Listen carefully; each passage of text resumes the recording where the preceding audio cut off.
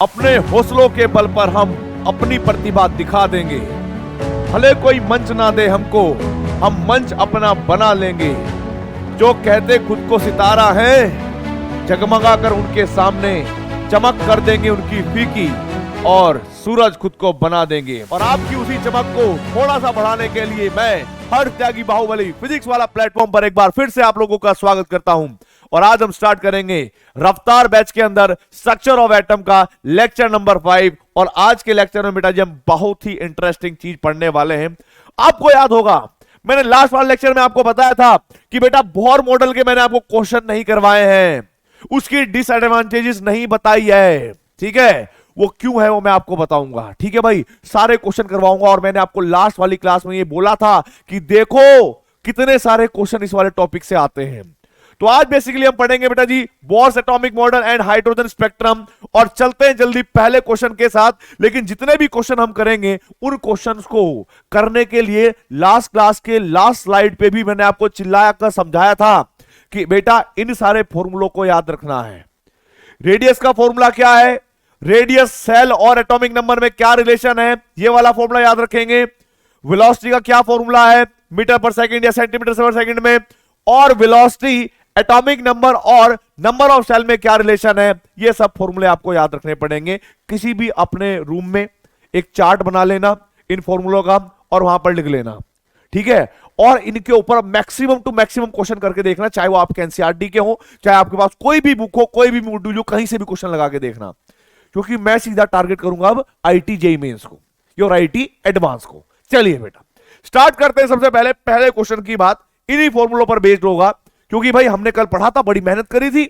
अब जरा देखो, ये क्वेश्चन आईटी जेईई मेंस 2020 में आया था। पहले तो हम थोड़ा सा कुछ ठीक करते हैं भाई, नहीं तो सबको पता लग जाएगा। ए ओ भाई जय है आईटी जेईई मेन, ना कि आईटी जेईई, ठीक है भाई। तो आई होप ये बात आपको समझ में आ गई है। चलिए बेटा देखो क्या दिया गया है। The difference between the radii of third and fourth orbit of lithium 2+ is delta r1 and the difference between the radius of third and fourth orbit of helium plus is delta r2। और यहां पर पूछा गया है कि ratio delta r1 और delta r2 का ratio होगा। याद करो जब मैं तुम्हें टास्क दे रहा था, जब मैं तुम्हें रेडियस वाले फॉर्मूले को समझा रहा था, मैंने बताया था कि इस फॉर्मूले के ऊपर ऐसे ऐसे क्वेश्चन आ सकते हैं। देखो आया कि नहीं आया। जो मैंने आपको इलस्ट्रेशन समझाई उन्हीं पर बेस्ड क्वेश्चन होंगे, उनसे बाहर नहीं होंगे। देख लेना जरा कैसे हुआ। सबसे पहले हमने मान लिया कि हमारे पास एक न्यूक्लियस है, ठीक है भाई।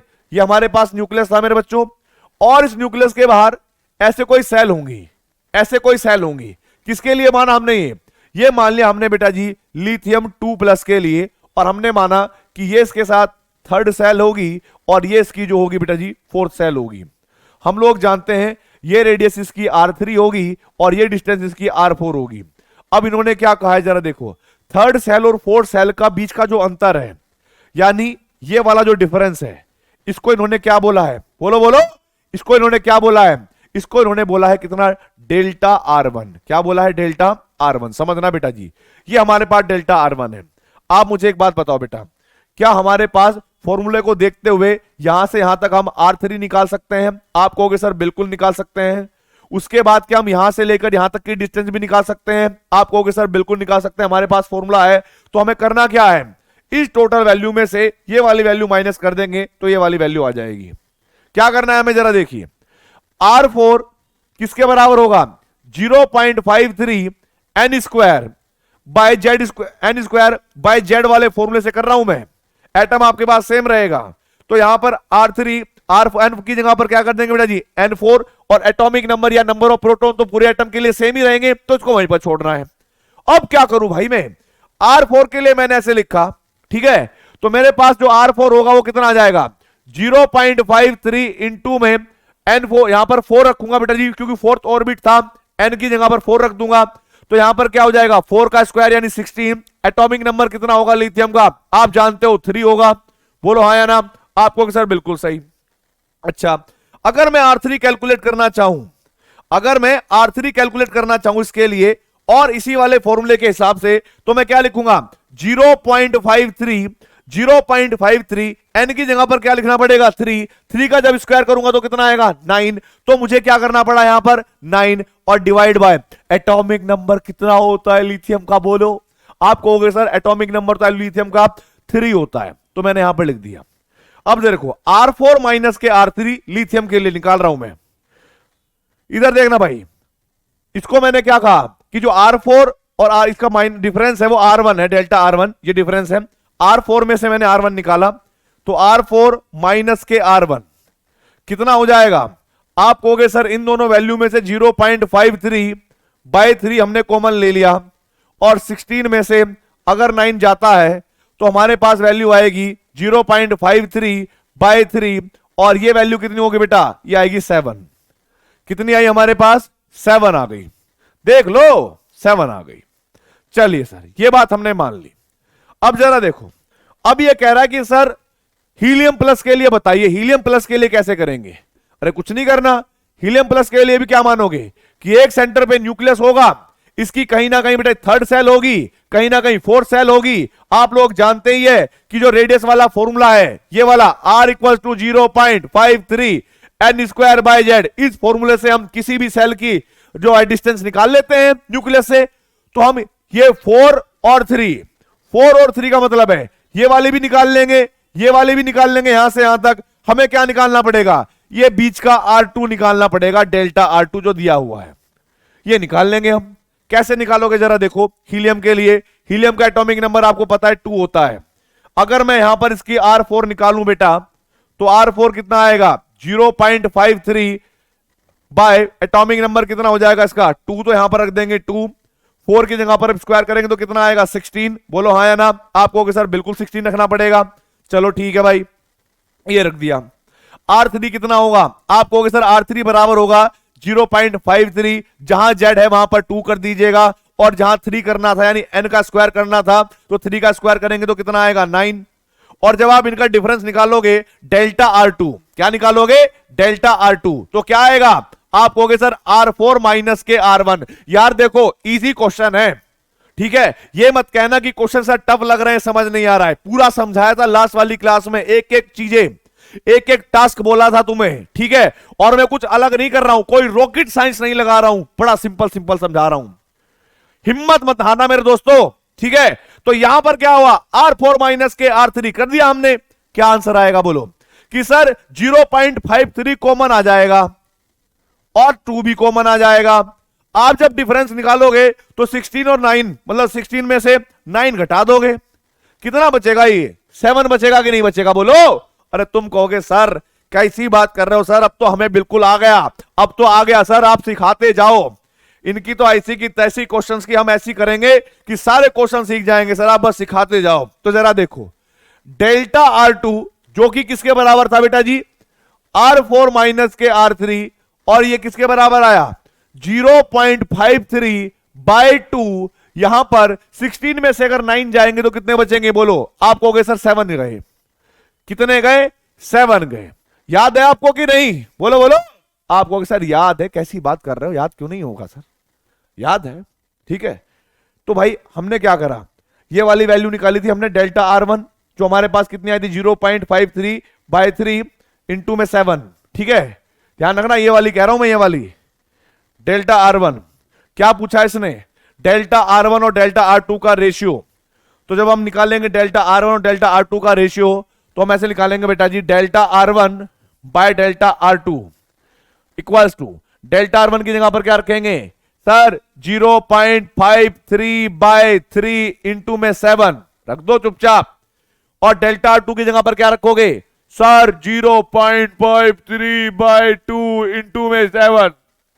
तो क्या होगा, ये 7 से 7 कट जाएगा, ये 0.53 से 0.53 कट जाएगा, J2 ऊपर चला जाएगा, और delta R1 by delta R2 आ जाएगा 2/3 यानी 2:3।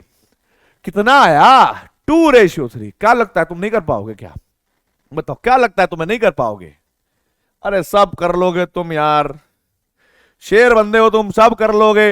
देखो कौन सा आंसर सही होगा, चैट बॉक्स में बताना है, मैंने कैलकुलेट कर दिया 2:3, ठीक है। इस आंसर को मैं क्वेश्चन नंबर 1 बोल रहा हूं और मैं आपको सच बताऊं, बहुत सारे बच्चे रफ्तार बैच में बहुत सीरियस पढ़ रहे हैं। उनको मैं जो जो क्वेश्चन दे रहा हूं वो सारे क्वेश्चंस का आंसर मुझे चैट बॉक्स में दे रहे हैं। तो आई होप उन्हीं सीरियस बच्चों के लिए या उन्हीं के लिए, क्योंकि हर एक बच्चा तो आईआईटी में जाता नहीं है ना, लेकिन जो भी सीरियस है उनके लिए मेरे 200% एफिशिएंसी से काम होगा।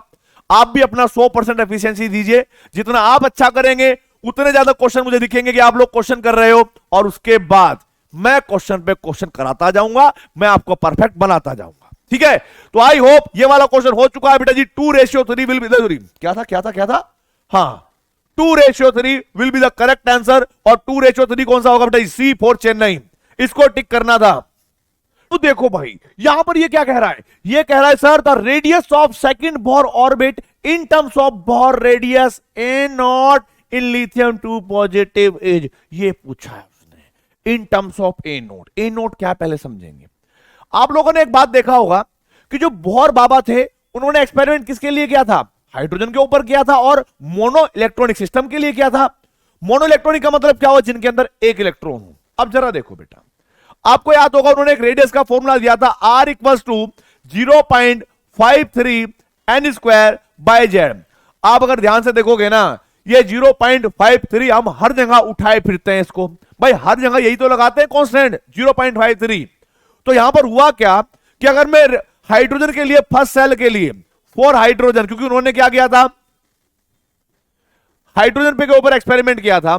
4 हाइड्रोजन, जब उसकी सेल आपके पास फर्स्ट थी, आप लोग जानते हैं कि हाइड्रोजन के लिए एटॉमिक नंबर तो 1 होता ही है, सेल हमारे पास 1 हो जाएगी, तो आर कितना हो जाएगा? 0.53 ये हो जाएगा एंगस्ट्रॉम। 0.53 एंगस्ट्रॉम, क्योंकि आप यहां पर 1 का स्क्वायर रख के देखोगे, यहां पर 1 करोगे तो कोई फर्क पड़ेगा नहीं। तो यह हुआ कि ये जो 0.53 है ना बेटा, ये हमेशा कांस्टेंट रहता है, ये हमेशा कांस्टेंट रहता है। तो इसी कांस्टेंट को यहां पर ए नोट से डिनोट किया है, बाकी और कुछ नहीं किया, बाकी कुछ नहीं किया। आप लोग क्या करेंगे? आप लोग बस इतना कर लेंगे मेरे बच्चों कि जो हमारे पास रेडियस का फॉर्मूला है 0.53 n स्क्वायर बाय जेड, जहां 0.53 है उसकी जगह पर ए नोट मान लेना है, कांस्टेंट मान लेना है इन टर्म्स ऑफ बोर। तो भाई हमने क्या मान लिया कि R बराबर 0.53 नहीं, यहां पर आएगा ए नॉट और n स्क्वायर बाय जेड। अब नहीं मैं बताऊंगा ना भाई, अब नहीं मैं बताऊंगा भाई कैसे करना है। चुपचाप लिथियम का एटॉमिक नंबर क्या होता है ये पता कर लो, और कौन सी सेल के लिए बोल रहा है बेटा जी? सेकंड सेल के लिए, तो आप n की जगह पर ये रख देना। तो n की जगह पर क्या रखना है मुझे नहीं पता, z की जगह पर क्या रखना है मुझे नहीं पता, ये तुमसे ही कराऊंगा मैं। ठीक है, आईटी जेईई में 2020 में ये क्वेश्चन आया था, बात समझ में आई? और इस क्वेश्चन को मैंने कहा कि ये क्वेश्चन नंबर होगा बेटा जी 2 था ना? हाँ, तो ये क्वेश्चन करके तुम मुझे बताओगे, नहीं तो श्राप दे दूंगा तुम्हें मैं। आगे बढ़ो भाई, चलिए जल्दी से आगे बढ़ते हैं अगले क्वेश्चन की तरफ। नेक्स्ट क्वेश्चन आपके पास 3 है, और इस क्वेश्चन को थर्ड क्वेश्चन को देखने के बाद ऐसे थोड़े चक्कर आएंगे तुम्हें। कैसे चक्कर आएंगे? क्योंकि जरा देखो, the radius of the second Bohr orbit for hydrogen atom is Planck's constant. भाई साहब खतरनाक value, 6.6262 into 10⁻⁻34 joule second. Mass of electron 9.1091 into 10⁻⁻31 kilogram. Charge of electron 1.60210 into 10⁻⁻19 coulomb. Permittivity of vacuum in epsilon naught 8.8/4185 into 10⁻⁻12 kilogram inverse metre की power -3 और ए square. चक्कर आ जाएंगे इस question को पढ़ने के बाद और क्वेश्चन करने के लिए। इतना खतरनाक क्वेश्चन है ये, अच्छो से नहीं हिलता, लेकिन अब देखो कैसे हिलेगा। देखो कैसे हिलेगा, देखो। अबे रेडियस का फॉर्मूला है बाबा 0.53 n स्क्वायर बाय जेड। सब बेवकूफ बनाने वाला मटेरियल है, यूज ही नहीं करना भाई। इसको यूज करके तो हमने ये फॉर्मूला बना लिया था ना अपना शॉर्ट फॉर्मूला। n की वैल्यू रखो और z की वैल्यू रखो, काम तमाम। तो इसने बोला कि सेकंड बोर ऑर्बिट किसके लिए? हाइड्रोजन के लिए। तो आप मुझे बताइए फॉर हाइड्रोजन के लिए अगर मुझे एटॉमिक नंबर ज्ञात करना पड़े तो आप लोगों को याद तो नहीं होगा हाइड्रोजन का एटॉमिक नंबर कितना होता है, 1। ठीक है, सेकंड ऑर्बिटर के लिए एन की वैल्यू आप 2 रख देना, एन की जगह पर 2 रख के स्क्वायर करना, जेड की वैल्यू रख देना, मिलता जुलता अप्रोक्सीमेट आंसर मिल जाएगा। यहां पर ABCD मतलब आंसर ही मिल जाएगा, अप्रोक्सीमेशन में नहीं पूरा आंसर मिलेगा। डिफरेंस बहुत बड़ा है मेरे भाई। तो यहां पर इस क्वेश्चन का आंसर आप मुझे बताओगे कमेंट बॉक्स में। कसम दे रहा हूं मैं तुम्हें, सच बता रहा हूं मैं। तुमसे जो आंसर हो रहा है ना, एक बच्चा कह रहा था सर हमें कैसे पता लगेगा कि हम क्वेश्चन ठीक कर रहे हैं कि नहीं कर रहे। अबे गधे में जहां तक छोड़ के आ रहा हूं ना किसी क्वेश्चन के एंड तक, और फिर मैं तुम्हें बोल रहा हूं, तो समझना वहां पर कोई अब दिक्कत आने वाली नहीं है। चुपचाप वैल्यू रखना, आंसर निकालना, इनसे डरना नहीं है।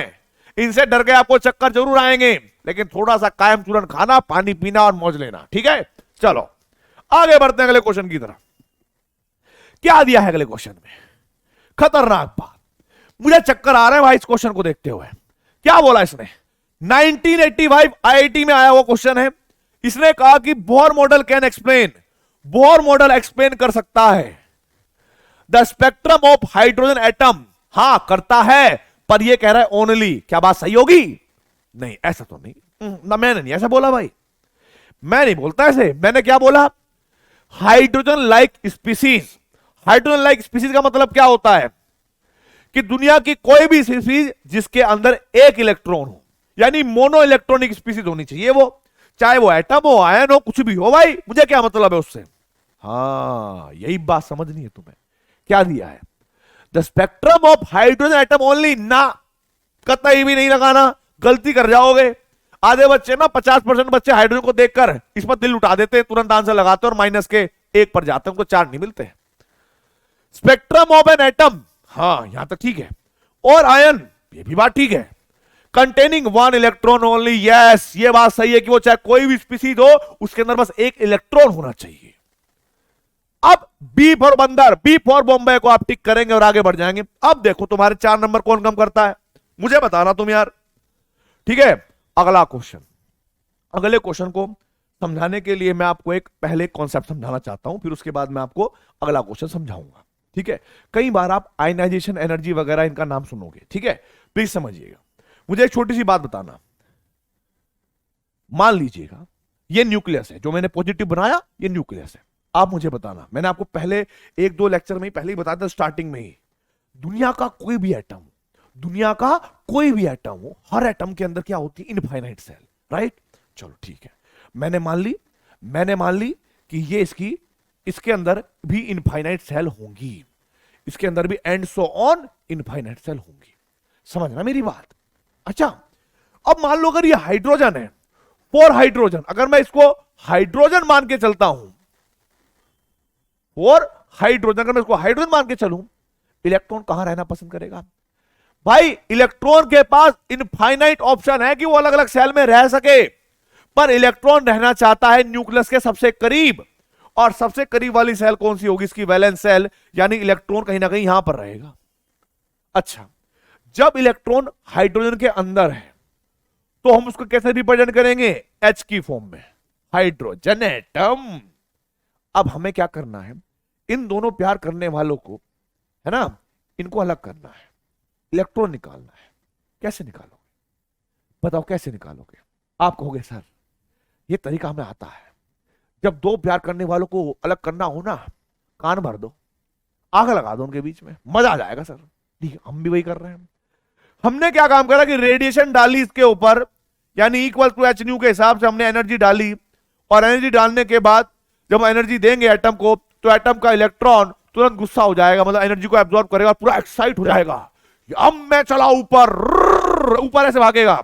तो ये इलेक्ट्रॉन ऐसे भाई एक्साइट होके लोअर एनर्जी लेवल से हायर एनर्जी लेवल में जाएगा। ये बात मैंने आपको बताई थी, बोर बाबा ने अपने पोस्टुलेट में बताई थी कि जब इलेक्ट्रॉन एनर्जी एब्जॉर्ब करता है तो वो लोअर एनर्जी लेवल से हायर एनर्जी लेवल में चला जाता है। इलेक्ट्रॉन जा रहा है और हमने इतनी एनर्जी दी कि इलेक्ट्रॉन इनफाइनाइट पे पहुंच गया, इलेक्ट्रॉन इनफाइनाइट पे पहुंच गया। आप मुझे बताओ, जब वो इनफाइनाइट पे चला जाएगा, इसकी याद आएगी उसको? बोलो यार, इतनी दूर दिख रहा है कि अब न्यूक्लियस उसको दिख भी नहीं रहा, इतनी दूर आ चुका है, कहां पब प्यार व्यार है, भूल गया सब उसको। इलेक्ट्रॉन तुरंत फुर हो जाएगा, बाहर निकल जाएगा, ठीक है। अब आप समझिएगा, हाइड्रोजन के अंदर से जब इलेक्ट्रॉन निकलेगा तो वो H+ और इलेक्ट्रॉन इस तरह से बन जाएगा। आप देखो यहां पर, यह हाइड्रोजन किस फॉर्म में था? एटम। ये क्या बना? आयन, इस प्रोसेस को क्या कहेंगे? आयनाइजेशन। क्या बोलेंगे इसको? आयनाइजेशन। अब आप समझने की कोशिश करिएगा, हाइड्रोजन के लिए अगर मैं फर्स्ट सेल के लिए एनर्जी लिखता हूं, फॉर्मूला क्या होगा? En का फॉर्मूला क्या होगा? माइनस के 2.18 इंटू में 10 की पावर माइनस के 18। ऐसे ही था, बोलो। हाँ सर ऐसे ही था। और यहां पर क्या लिखता था? Z square by n square. ऐसे ही करूंगा कि नहीं करूंगा? आप कहोगे सर बिल्कुल सही कह रहे हो आप, इसमें कोई गड़बड़ नहीं है, आप ठीक कर रहे हो, ठीक है। और भाई अगर मैं ई इनफाइनाइट पर एनर्जी निकालना चाहूं, तो कैसे निकालूंगा? आप कहोगे सर बस एन की जगह पर आप इनफाइनाइट रख दो। मैंने कहा ठीक है रख दो। मुझे आप एक बात बताओ, एन की जगह पर अगर मैं जीरो रख दूं, अगर आपको मैथ्स आती है, अगर डिनोमिनेटर जीरो हो गया तो वैल्यू इनफाइनाइट हो गई। और यदि मैं एन की जगह पर इनफाइनाइट रखूं तो वैल्यू क्या हो जाएगी? जीरो। इससे मुझे क्या पता लगा? इनफाइनाइट पर एनर्जी कितनी हो गई? जीरो। अब जरा देखिए एनर्जी कैसी है? Additive property. एनर्जी को जोड़ा और घटाया जा सकता है। तो जरा देखो, न्यूक्लियस से लेकर यहां तक की एनर्जी मुझे पता है, ये वाली एनर्जी, ठीक है। न्यूक्लियस से लेकर फर्स्ट सेल तक की एनर्जी भी मुझे पता है। अगर मैं इस टोटल एनर्जी में से ये वाली एनर्जी माइनस कर दूं तो क्या मेरे पास ये वाला डिफरेंस आ जाएगा? ये वाली एनर्जी आ जाएगी। बोलो, जो आयनाइजेशन प्रोसेस में लगी हुई थी, तो क्या बोलूंगा इसको? क्या बोलूंगा? बोलो बोलो। आप कहोगे सर इसको कहेंगे हम आयनाइजेशन एनर्जी कहेंगे। अगर हमें किसी की भी निकालनी होती है तो यही तरीका होता है। ई इनफाइनाइट यानी टोटल में से ये इतनी सी घटाई, माइनस के ई एन यानी इसके जो फर्स्ट सेल वाली है, कोई भी एन सेल वाली हो, तो हमारे पास ई इनफाइनाइट का मतलब कितना हुआ? जीरो। माइनस इधर माइनस के 2.18 इंटू 10 की पावर माइनस के 18 Z square by n square करेंगे। बोलो यार होगा कि नहीं होगा? ऐसा ही। अब ये माइनस माइनस क्या हो जाएगा? प्लस। और जब ये प्लस होगा तो आप क्या लिखोगे कि सर ये तो 2.18 इंटू में 10 की पावर माइनस के 18 Z square by n square. ये जूल में आ गई वैल्यू सर। ये होती है आयनाइजेशन एनर्जी। आज के बाद नहीं भूलेंगे सर, ये है आयनाइजेशन एनर्जी। किसी इलेक्ट्रॉन को उसके वैलेंस सेल से कहां पर लेके जाना? इनफाइनाइट तक ले जाने का जो गैप है वो है आयनाइजेशन एनर्जी। ठीक है, तो ये बात क्लियर हो गई। ये तो हाइड्रोजन की टर्म्स में है। अब आपको मैं एक बात बताता हूं, ये जो कांस्टेंट है ना, ये जो कांस्टेंट है, अगर मैं हाइड्रोजन की बात करता हूं तो हाइड्रोजन की आयनाइजेशन एनर्जी का मतलब क्या हुआ कि उसके लिए सेल भी फर्स्ट है, एन की वैल्यू भी क्या हो जाएगी? 1, जेड भी 1 है। तो एक तरीके से ये जो वैल्यू होगी 2.18 इंटू 10 की पावर माइनस के 18, इस माइनस को हटा दो, प्लस लगा दो, तो यही इसकी आयनाइजेशन एनर्जी बढ़ जाएगी ना भाई। चाहे आप यहां पे देख लो, यहां पे कर लो, ऐसे ही। अब अगर आपको ये चीजें समझ में आ गई कि इलेक्ट्रॉन को आयनाइज कराने के लिए जो एनर्जी खर्च करते हैं उसको हम आयनाइजेशन एनर्जी कहते हैं। ठीक है, कैसे निकालते हैं? ई इनफाइनाइट माइनस के ई एन से। फॉर्मूला क्या है? जय वाला फॉर्मूला है। और अगर ये फॉर्मूला तुम्हें समझ में आ गया, जो हमने पहले पढ़ा हुआ है एनर्जी का फॉर्मूला, उसी से रिलेट करा मैंने, अब बताओ, अब देखते हैं। और ये वो क्वेश्चन थे बेटा जी आईआईटी एडवांस वाले, ये वो वाले क्वेश्चन थे जो 4-4 नंबर में आते थे। उस टाइम के जमाने में सब्जेक्टिव पेपर होता था। ठीक है, बड़े बड़े क्वेश्चनों में आते हैं ये क्वेश्चन। कैसे, जरा देखिए। अकॉर्डिंग टू बोर थ्योरी, इसने बोला कि ठीक है, मान लिया the electronic energy of hydrogen atom in the nth orbit is given by En। ये जो एनर्जी का फॉर्मूला है वो इन्होंने इतना दे रखा है। जैसे हम लोग 2.8 करते हैं, इन्होंने 21 पॉइंट समथिंग का रखा है। ठीक है, वो कोई दिक्कत नहीं है पावर में।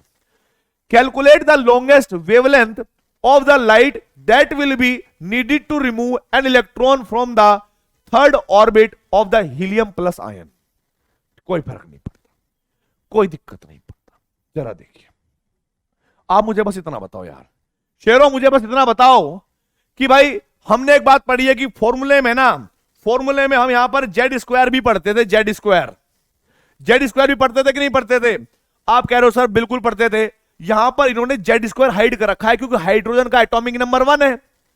यह फॉर्मूला तो बेवकूफ बनाने के लिए दे रखा है उन्होंने। यह मत सोचना कि इसके अकॉर्डिंग करोगे तो आंसर आ जाएगा, नहीं।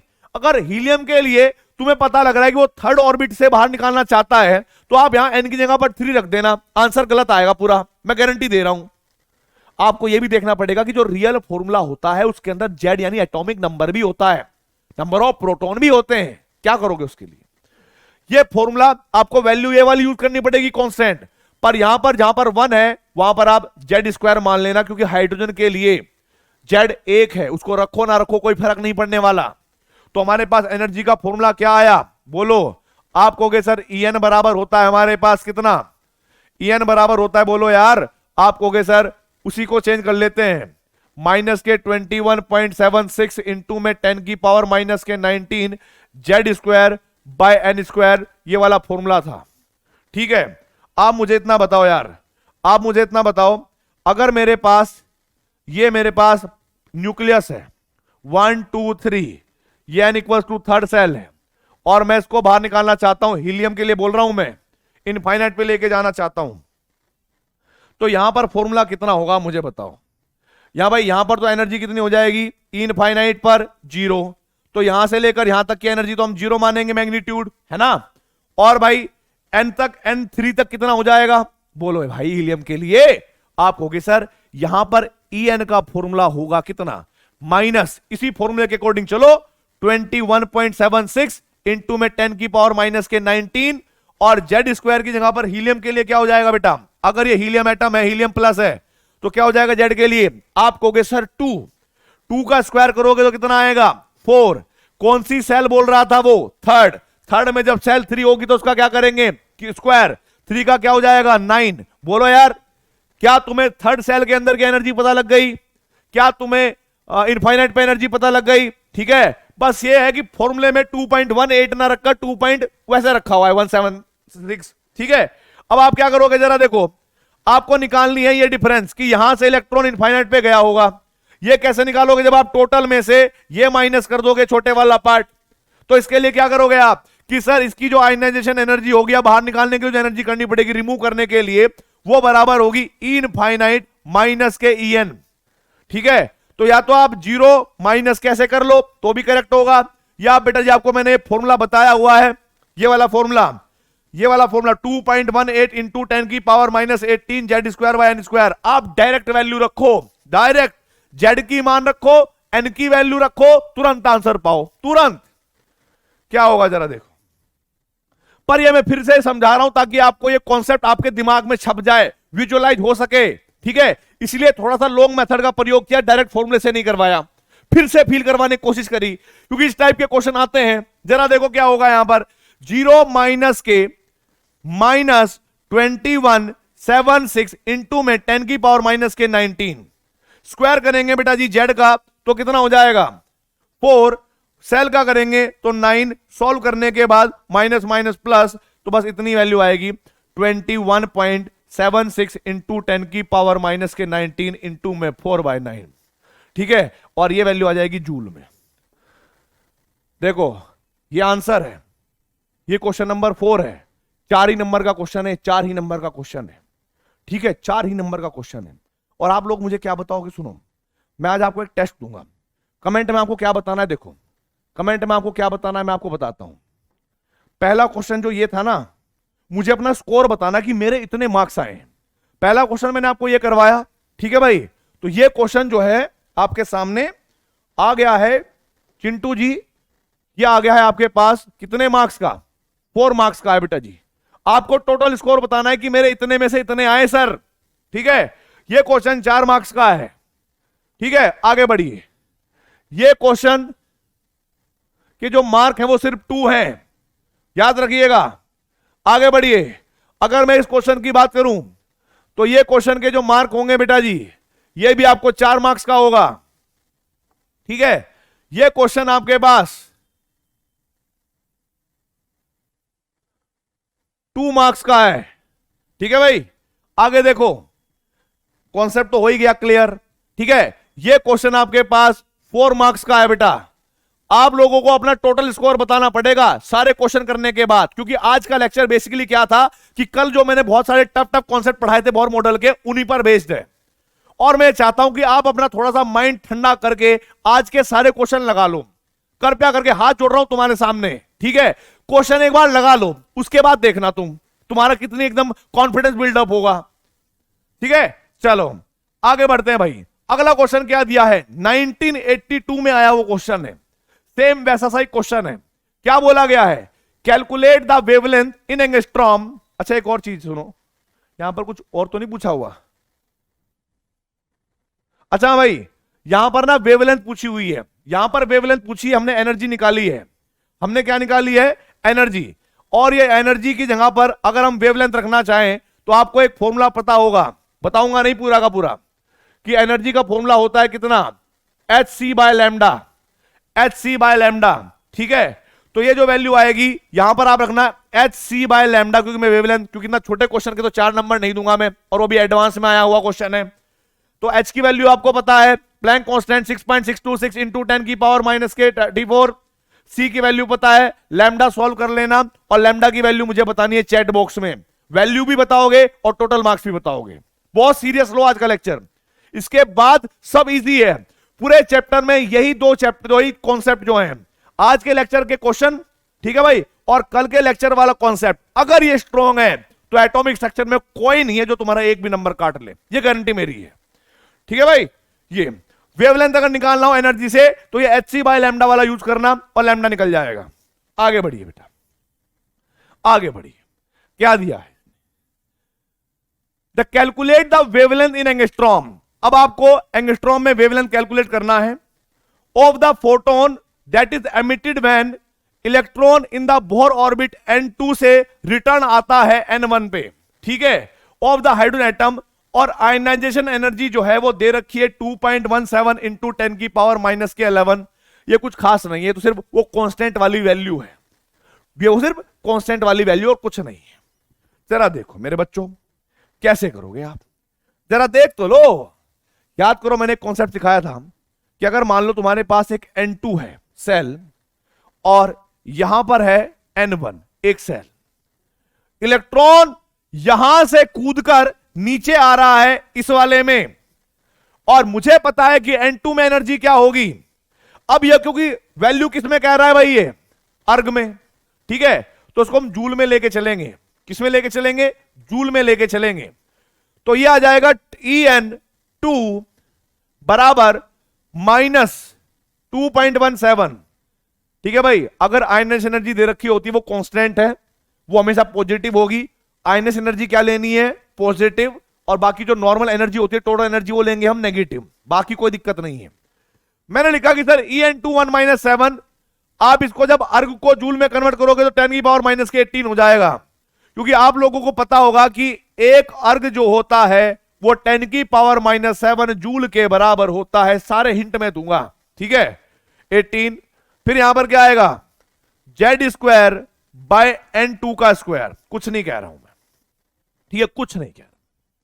आगे देखो, आपको याद होगा कि इसमें मैंने En1 का फॉर्मूला लिखवाया था लास्ट वाले लेक्चर में, लास्ट में समझाया था। ठीक है, यहां पर क्या लिखोगे, माइनस के 2.17 इंटू 10 की पावर माइनस के 18, और Z² bye N², Z² bye N²।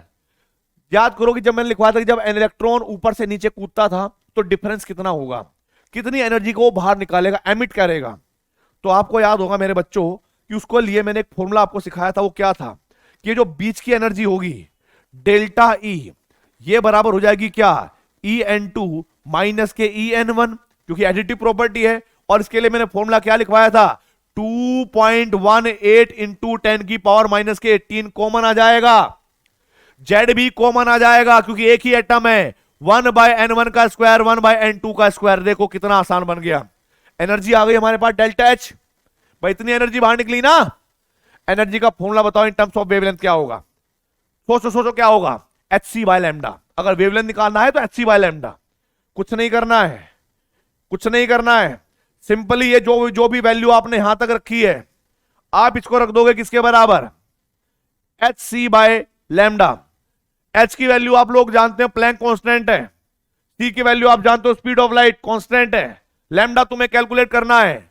z की जगह पर हाइड्रोजन है तो 1 रख देना है। n1 क्या दिया हुआ है इन्होंने, n1 बोलो कि भाई 2 से 1 में आया है, n2 की वैल्यू क्या हो जाएगी 2, n1 की वैल्यू क्या हो जाएगी 1। बेटा जी 1982 सब्जेक्टिव क्वेश्चन था, 4 मार्क्स का क्वेश्चन था, पर लेकिन मुझे भरोसा है तुम कर लोगे। वही कॉन्सेप्ट है जहां इलेक्ट्रॉन ऊपर से नीचे आता था, ठीक है, तो कंफ्यूज होने की आवश्यकता बिल्कुल नहीं है, डिमोटिवेट होने की आवश्यकता बिल्कुल नहीं है। तो ये क्वेश्चन भी आपको 4 मार्क्स का होगा। और ये क्वेश्चन मैं आपको कह रहा हूं भाई, 5th क्वेश्चन, आप इनका आंसर भी देंगे, अपने टोटल मार्क्स बताएंगे अपने नाम के साथ, क्योंकि मैं आप लोगों को कमेंट्स रेगुलर देख रहा हूं और मुझे पता है कि कौन बच्चा क्या क्या कर रहा है। ठीक है भाई, चलिए आगे बढ़ते हैं, आगे बढ़ते हैं शेरो। नेक्स्ट क्वेश्चन है 1998 में आया हुआ क्वेश्चन है, और इस बार इन्होंने क्या बोला है, इस बार इन्होंने बोला है the energy of an electron in the first orbit of hydrogen atom is 13.6 electron volt. कुछ अलग नहीं है, कुछ अलग नहीं है, सिर्फ वो इलेक्ट्रॉन वोल्ट वाली एनर्जी यूज करी हुई है।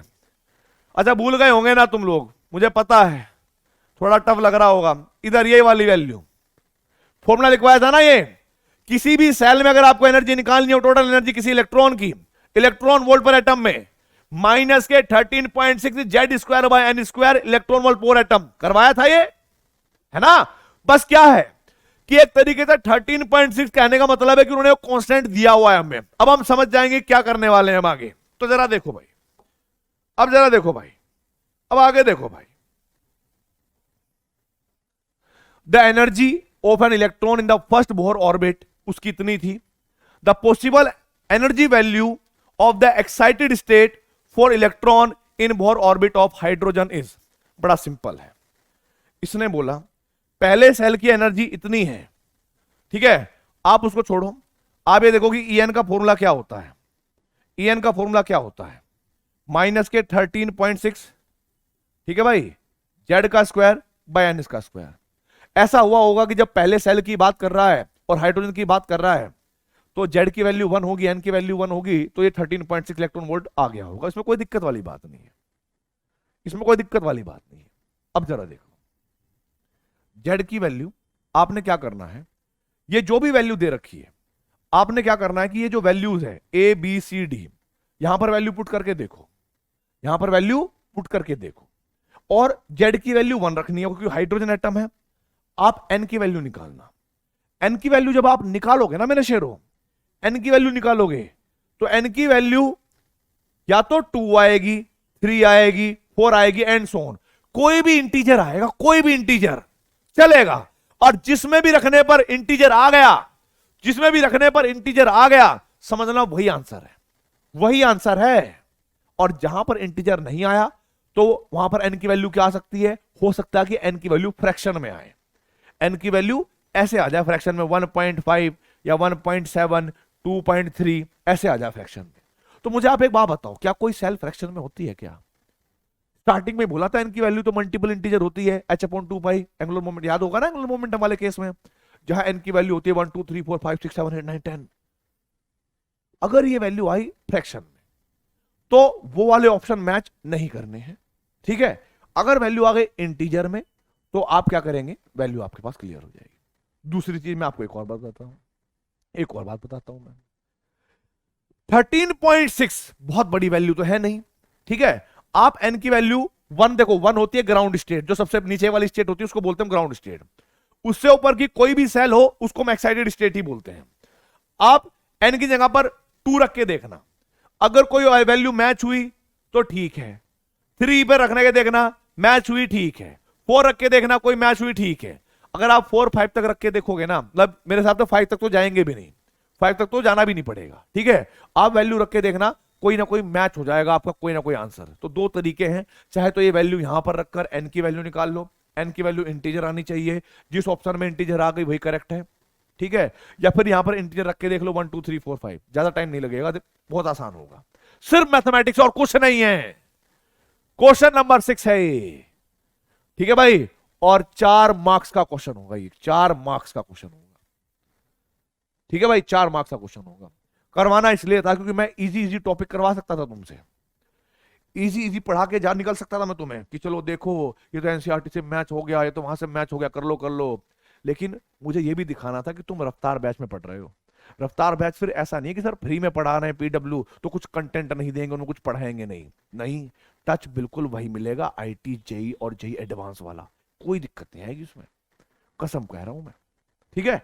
चलो आ जाओ, कसम दे दूंगा तुम्हें। चलो आगे बढ़ो, अगले। ओ भाई साहब इधर देखो, आईटी एडवांस 2019 का क्वेश्चन है ये, ऐसी तैसी कर देंगे हम इस क्वेश्चन की, जो तुम्हें लगता है कि सब एडवांस के क्वेश्चन हमसे नहीं होते। जरा देखो कैसे, जरा देखो कैसे।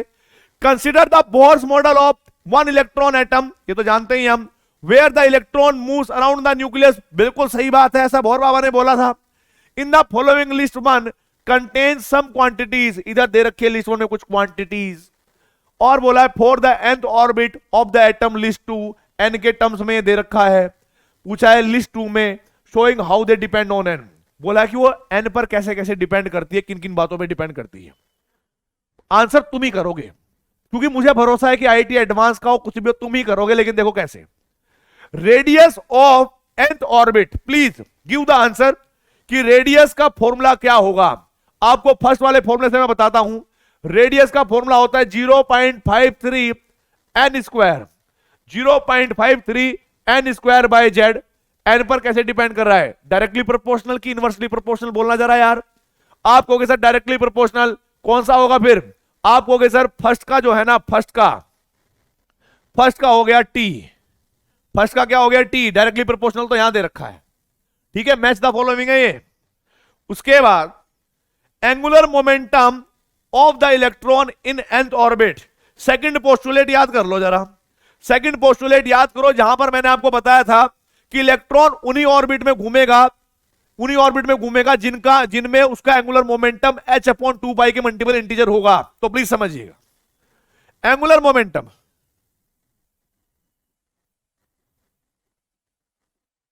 क्या होता था, इसका फॉर्मूला mvr, क्योंकि एम भी होता है क्या, बोलो बोलो, एम भी क्या होता है, मोमेंटम, आर से मल्टीप्लाई करेंगे, दूरी के साथ मल्टीप्लाई करेंगे तो एंगुलर मोमेंटम बराबर था h/2π इंटू में n।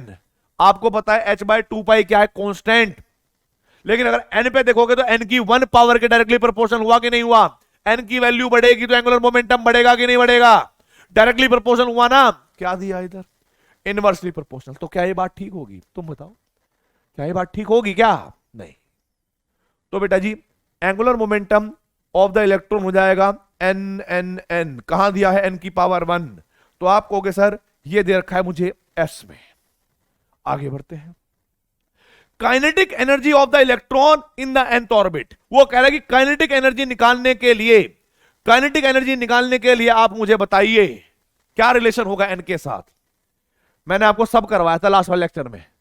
काइनेटिक एनर्जी का फॉर्मूला क्या था, 1/2 के Z e square by r, था कि नहीं था, बोलो यार, था कि नहीं था? यस सर था, मान लिया। और आर की वैल्यू किसके बराबर थी, 0.53 इंटू में एन स्क्वायर, था कि नहीं था यार, एन स्क्वायर बाय जेड, बोलो। आपको कि सर बिल्कुल था।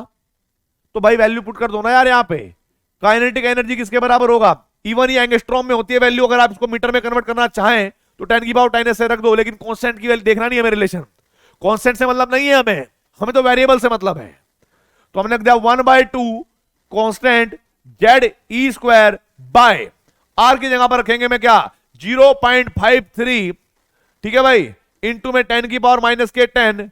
अब एन स्क्वायर कहां हो जाएगा, नीचे, जेड कहां जाएगा, ऊपर, तो जेड भी स्क्वायर हो जाएगा, एन भी स्क्वायर हो जाएगा। क्या लगा, नहीं होगा?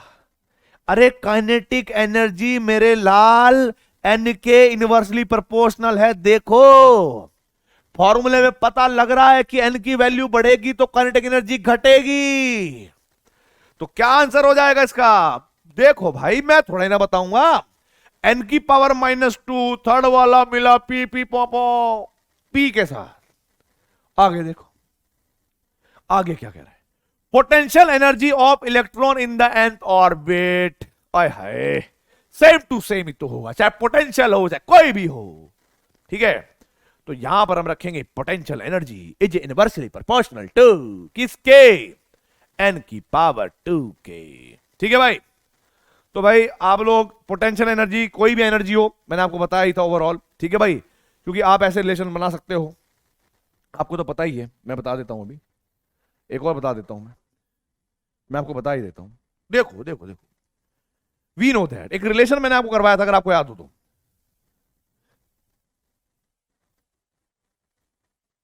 We know that potential energy equals to 2 into में टोटल एनर्जी, और 2 इंटू में टोटल एनर्जी क्या होगी 13.6 Z square by n square, याद है या नहीं? यही वैल्यू होती थी, है ना? क्या है एन के क्या है इनवर्सली प्रोपोर्शनल, स्क्वायर की इनवर्सली प्रोपोर्शनल। तो भाई ये कितनी हो जाएगी इनवर्सली प्रोपोर्शनल। कहां गया इनवर्सली प्रोपोर्शनल? तो बेटा फोर्थ का भी क्या रहेगा पी ही रहेगा, फोर्थ का भी क्या रहेगा पी ही रहेगा। बस अब मुझे बताओ क्या ये आईआईटी एडवांस में आने वाला क्वेश्चन तुम्हें डरा सकता है क्या? अगर तुमने कल का लेक्चर और आज का लेक्चर सीरियसली पढ़ा है, चैप्टर में दिक्कत नहीं आएगी। और यही 2 लेक्चर ऐसे हैं जो खतरनाक हैं, यही 2 लेक्चर है जो सबसे टफ पार्ट है चैप्टर का, इसके बाद कोई टफ नहीं है। और ये क्वेश्चन मैं बोल रहा हूं बेटा जी 7th क्वेश्चन, और मार्क्स अगर कहूं ना, मार्क्स ये 4 मार्क्स का होगा अगर आपको समझ में आ गया और आपने कर लिया तो, ठीक है भाई? 4 मार्क्स का क्वेश्चन है, आंसर आपको करना है, ठीक है? डन रहेगी मेरी बात। चलो भाई आगे बढ़ते हैं, ये सब नोट कर लेना, ठीक है? जो जो इलस्ट्रेशन समझाई है। अब देखो भाई यहां पर क्या दिया गया है, the mass, if mass and e are the mass and charge of revolving electron in the orbit of radius r for hydrogen atom, the total energy of revolving electron will be, वो क्या होगी? जरा देखो, बड़ा simple तरीका है, आप लोगों ने बड़ा दिमाग लगाया होगा सर, टोटल एनर्जी दे रखी है, मास है, चार्ज है, याद करो टोटल एनर्जी का फॉर्मूला क्या था, याद करो। अरे गधो, मैंने तुम्हें बताया था कि टोटल एनर्जी का फॉर्मूला था क्या? टोटल एनर्जी का फॉर्मूला क्या था? -k1/2, यहां पर क्या लिखते थे हम? k ZE²/r, यही लिखते थे कि नहीं? सिर्फ इतना सिंपल था ये। हाइड्रोजन के लिए Z की वैल्यू क्या होती है? 1, हाँ या ना? अरे Z की वैल्यू 1 करनी है आपको यार, और वैल्यू रख देनी है कि E = आ जाएगा -1/2 k Z तो हटाना था, तो E²/r। चेक करके देखो कौन सा ऑप्शन इससे मैच होता है। और ये जो क्वेश्चन नंबर बनेगा एक बार देख लेते हैं, पिछला कौन सा था भाई? पिछले हमने 7th पढ़ाया था, ठीक है? तो अब हम पढ़ाएंगे ये 8th क्वेश्चन। कौन सा क्वेश्चन हो गया ये? 8th question.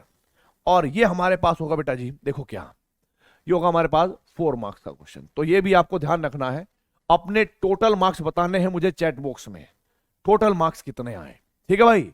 अब स्टार्ट करते हैं हम अगले एक और कहानी जिसका नाम है हाइड्रोजन स्पेक्ट्रम। अब हम कहानी शुरू करेंगे हाइड्रोजन स्पेक्ट्रम के बारे में, क्या होता है, कैसे कैसे क्वेश्चन आएंगे, वो सब डिटेल में बताऊंगा मैं। पर मैं एक इलस्ट्रेशन आपको कराना चाहता हूं बेटा, इलस्ट्रेशन ये करवाना चाहता हूं, प्लीज समझिएगा। मैंने आपको एक बात बताई, अगर आपको याद हो तो, मैंने आपको, देखो भाई, ठीक है भाई, मैं मान के चल रहा हूं कि तुम्हें मैंने ये पढ़ाया हुआ है, और मैंने आपको एक बात बताई कि मेरे शेरों, अगर ये वाली N2 सेल है और ये वाली N1 सेल है, और मैं इलेक्ट्रॉन यहां से लेकर नीचे आ रहा हूं, यहां से लेकर नीचे आ रहा हूं, तो जरा देखो, तो आप लोगों को इसका जो बीच का डिफरेंस होगा कि भाई कितनी एनर्जी एमिट करी उसने, है ना भाई, डेल्टा E, ये तो आपने कैलकुलेट कर ही ली होगी, ये मैंने सिखाया हुआ है 3 बार, तीसरी चौथी बार सिखा रहा हूं। क्या फॉर्मूला बनता था उसका? 2.18 इंटू 10⁻⁻18 Z² और 1/N1 का स्क्वायर माइनस 1/N2 का स्क्वायर, यही बनता था कि नहीं बनता था? आप कहोगे सर बिल्कुल ऐसा ही बनता था। मैंने कहा ठीक है। अब यहां पर क्वेश्चन कैसे आएंगे मैं आपको बताऊंगा। यहां पर वेव नंबर और वेवलेंथ से रिलेटेड ज्यादा आएंगे क्वेश्चन हाइड्रोजन स्पेक्ट्रम में, कैसे जरा बताऊंगा, और किस किस टाइप के आएंगे सब डिटेल में कराऊंगा। जरा कैसे, पहले में एक और बात जाननी है, यहां पर डेल्टा E की जगह पर आप लोग ये भी जानते होंगे कि एनर्जी का फॉर्मूला एक होता है बेटा जी, क्या एनर्जी का फॉर्मूला होता है hc/λ। क्या हो गया? hc/λ। तो आप यहां पर hc/λ पुट कर देना, और आप जैसे ही पुट करोगे तो आपके पास आएगा hc/λ इक्वल्स टू 2.18 इंटू में 10⁻⁻18 Z², और यहां पर 1/N1 का स्क्वायर माइनस 1/N2 का स्क्वायर, ऐसे ऐसे मान लेना, मान लोगे? है ना, आसान है मान लेना। अब जरा देखो, H क्या है, कांस्टेंट, T क्या है, कांस्टेंट।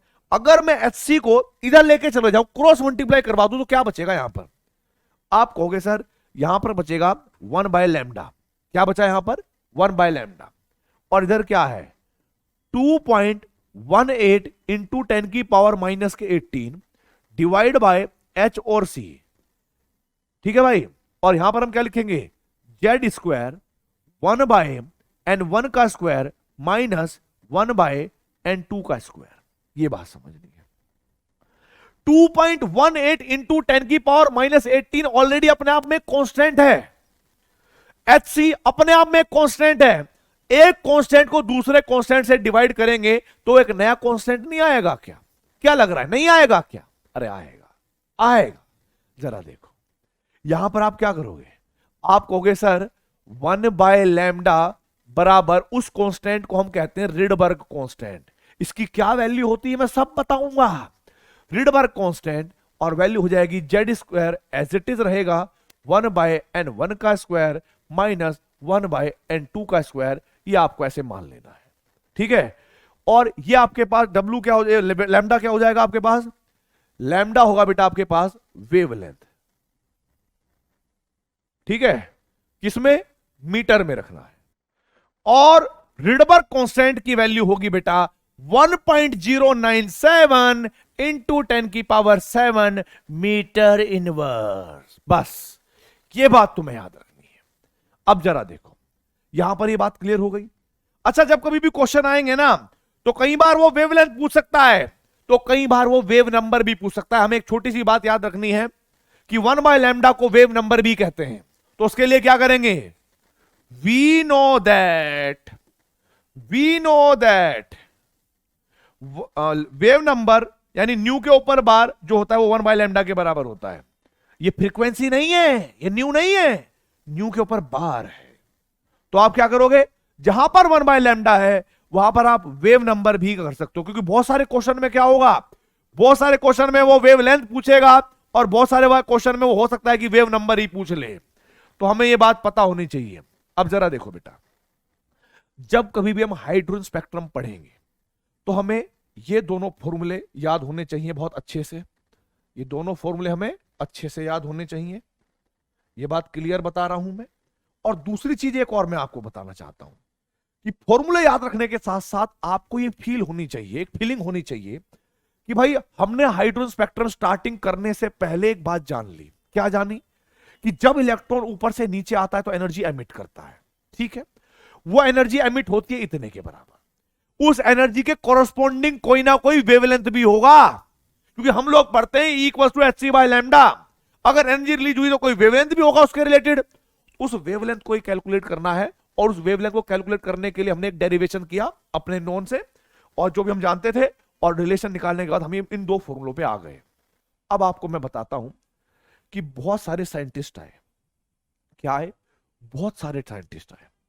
उन्होंने एक्सपेरिमेंट करना शुरू करा, उन्होंने ऑब्जर्वेशन करने शुरू करे, और उन्होंने देखा कि हाइड्रोजन के अंदर total number of shell infinite है, ठीक है। और उन्होंने ये देखा कि भाई हाइड्रोजन के अंदर अगर total number of shell infinite है, प्लीज समझिएगा कैसे कैसे क्वेश्चन हाइड्रोजन स्पेक्ट्रम में आते हैं, सारे बताऊंगा। मान लीजिएगा ये आपके पास एक हाइड्रोजन एटम है जिसकी ये फर्स्ट सेल है। क्या है बेटा जी? ये फर्स्ट सेल है। दूसरा, ये मेरे पास एक दूसरा सेल होगा, सेकंड सेल। उसके बाद ये मेरे पास कौन सी सेल होगी? Third shell. उसके बाद ये मेरे पास क्या बन गई? Fourth shell. ये मेरे पास क्या बन गई? Fifth shell. और एंड सो ऑन। कहीं लास्ट से जब इलेक्ट्रॉन कभी आया होगा, किसी के अंदर से घुसा होगा, तो कहां से घुसा होगा? इनफाइनाइट से घुसा होगा। बात समझ में आई कि नहीं आई? बोलो यार। कह लगा हाँ सर।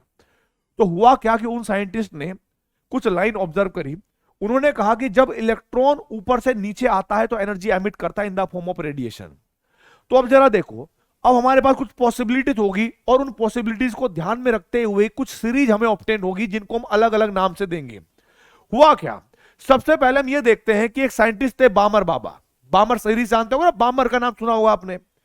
तो वो ये जानते हैं, उन्होंने ये देखा कि जब कभी भी इलेक्ट्रॉन कहीं ऊपर वाली सेल से नीचे वाली सेल में आता है तो एनर्जी तो एमिट होगी, ये बात तो क्लियर थी। उन्होंने सेकंड सेल के अंदर एक चीज देखी कि भाई सेकंड सेल में इलेक्ट्रॉन आने के कई तरीके हो सकते हैं। हो सकता है कि इलेक्ट्रॉन सीधा कहां से आ जाए, हो सकता है इलेक्ट्रॉन सीधा कहां से आ जाए कि इनफाइनाइट से सेकंड में आ जाए, ये भी पॉसिबिलिटी थी। या फिर फिफ्थ वाली सेल में से सेकंड में आ जाए, ये भी पॉसिबिलिटी थी। फोर्थ से सेकंड में आ जाए, ये भी पॉसिबिलिटी थी। सेकंड से थर्ड से सेकंड में आ जाए, ये भी पॉसिबिलिटी थी। तो उन्होंने देखा कि ये हमें एक सीरीज ऑब्टेन हो गई है सेकंड वाले लाइन पे। अब जरा देखो दूसरी पॉसिबिलिटी, ऐसे ही सिमिलर क्या हो सकता है। अगर मैं आपसे कहूं कि बताइए यार मुझे एक बात बताओ कि पहले वाली सेल में आने की पॉसिबिलिटी बताओ क्या होनी चाहिए। अगर मुझे इलेक्ट्रॉन को लाना हो कहीं बाहर से, तो आप खुद कहोगे, कॉमन सेंस लगाओगे कि सर अगर फर्स्ट वाली सेल में इलेक्ट्रॉन आता है तो हो सकता है कि वो इनफाइनाइट से फर्स्ट में आ जाए, ठीक है। हो सकता है कि सर वो फिफ्थ से सेकंड में फर्स्ट में आ जाए, फोर्थ से फर्स्ट में आ जाए, थर्ड से फर्स्ट में आ जाए, सेकंड से फर्स्ट में आ जाए। यहां पर भी हमें एक सीरीज ऑब्टेंड हुई। इनको क्या कहते हैं, कैसे कहते हैं, वो मैं सब बताऊंगा आपको, ठीक है। ये सब बताऊंगा आगे। आगे देखो, आगे देखो। अब मैं कह रहा हूं कि अगर थर्ड में आना हो इलेक्ट्रॉन, तो आप कहोगे सर थर्ड में पॉसिबिलिटी ये हो सकती है या तो इनफाइनाइट से किस में आ जाए, थर्ड में, या फिर फिफ्थ से थर्ड में और फोर्थ से थर्ड में। हमें यहां पर भी एक सीरीज ऑब्टेन होगी। ये तो मैंने कम दिखाई है, उसके मतलब बहुत सारी सीरीज होती है, बहुत सारी लाइंस होती हैं। ऐसे फोर्थ में देखो, फोर्थ में आपके पास इस तरीके से, और फिफ्थ में भी कहीं ना कहीं ऐसे आ रही होंगी। तो हर एक सेल में एक सीरीज ऑब्टेन होती है, जिनको अलग अलग साइंटिस्ट ने ऑब्जर्व किया, एक्सपेरिमेंट किए और अपना अपना नाम दे दिया, अपना अपना नाम दे दिया। जरा देखिए वो क्या क्या नाम है, उनको थोड़ा समझ लेते हैं। पहले थे हमारे पास लाइमन, एक साइंटिस्ट थे जिन्होंने अपनी सीरीज को बोला लाइमन सीरीज। पहले ये बात ध्यान रखनी है, ये बात ध्यान रखनी है कि पहली सीरीज का मतलब क्या हुआ, लाइमन सीरीज। दूसरा, सेकंड का क्या होगा, बामर बाबा ने ऑब्जर्वेशन किया था इसका, तो इनको क्या बोलेंगे, बामर सीरीज। क्या आपको ये बात समझ में आई? बिल्कुल समझ में आई।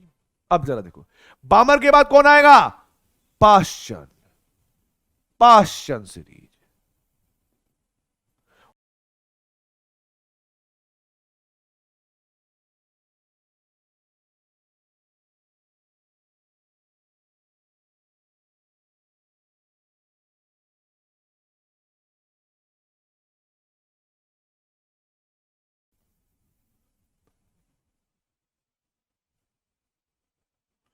हम्फ्री, ठीक है भाई। ये हो गया आपके पास अलग अलग सीरीज।